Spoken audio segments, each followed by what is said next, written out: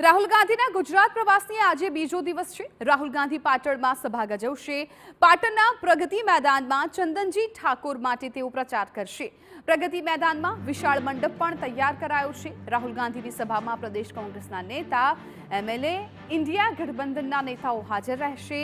આ પહેલા પાટણમાં 2017માં વિધાનસભાની ચૂંટણીમાં રાહુલ ગાંધીએ સભા સંબોધી હતી।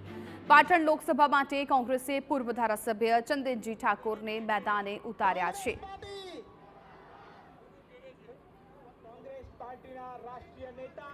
તો પાટણની વાત કરવામાં આવે તો પાટણમાં એક તરફ ભાજપે ભરતસિંહ ડાભીને મેદાનમાં ઉતાર્યા છે, તો બીજી તરફ કોંગ્રેસે ચંદનજી ઠાકોરને સભામાં ઉતાર્યા છે।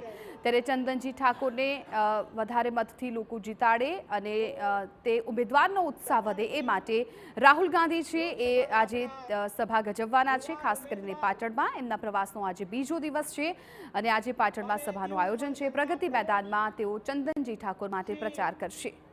કેતનભાઈ પટેલને હું વિનંતી કરીશ